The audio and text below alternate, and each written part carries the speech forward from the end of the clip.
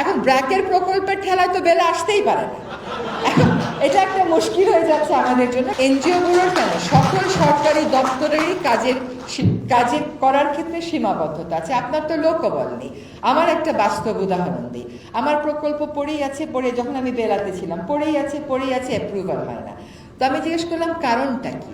বলে যে এখন বি দিয়ে যত এনজিও আছে তাদেরকে একটা অফিসারের কাছে অ্যাসাইন করা হয়েছে। এখন বেলার আগে আছে ব্র্যাক। এখন ব্র্যাকের প্রকল্পের ঠেলায় তো বেলা আসতেই পারে না। এখন এটা একটা মুশকিল হয়ে যাচ্ছে আমাদের জন্য। কাজে আমি বলবো যে এটা সত্য, সরকারের একটা নিয়ন্ত্রণ থাকতে হবে, কিন্তু সরকার কোন পর্যায়ে যে নিয়ন্ত্রণ করবে, সরকার একটা নিয়ন্ত্রণমূলক সংস্থা হবে কিনা। সরকার যদি সত্যি মনে করে যে এনজিওদের কার্যক্রম, বিশেষ করে মাঠ পর্যায়ের এনজিওদের কার্যক্রম সরকারকে বরং সহায়তা করে, তাইলে আমি মনে করি ফ্লেক্সিবিলিটির জায়গাগুলো এবার আমাদেরকে খুঁজে দেখতে হবে। আপনি কেন $5,000 দায়িত্ব নেবেন, এটাও আপনার কাছে যাইতে হবে? আমি তো গণতন্ত্রহীন একটা দেশে বাস করি না।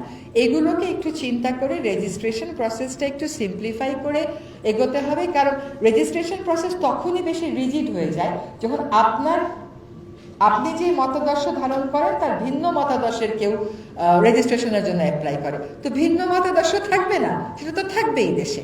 কাজে গণতন্ত্রের সাথে আপনার যে ম্যান্ডেট, এনজিওদের স্বাধীন চিন্তা ভাবনার ক্ষেত্রে আপনার যে ম্যান্ডেট, আমাদের যে অধিকার, তার সাথে আপনার ম্যান্ডেটটা একটু দয়া করে আমাদের সকলকে একসাথে আসলে মিলিয়ে দেখতে হবে। তো আপনাকে বলার আগে আমি মনে করি এনজিওরা যারা আছে তারা অন্তত নিজেদের কাজের সুবিধার্থে এই সমস্ত বিষয়ে একটা ঐক্যমতে আসাটা জরুরি।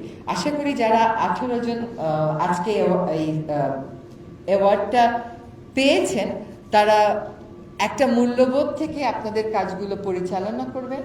আশা করি এনজিওএফএস ব্যুরো আপনাদেরকে সহায়তা করবে, এবং আশা করি একটা দিন এমন আসবে যখন আপনারা আর ব্র্যাকের মাধ্যমে নয়, নিজেরাই আসলে অ্যাপ্লাই করতে পারবেন এবং দাতা গোষ্ঠী থেকে সহায়তা পাবেন। সকলকে অনেক ধন্যবাদ।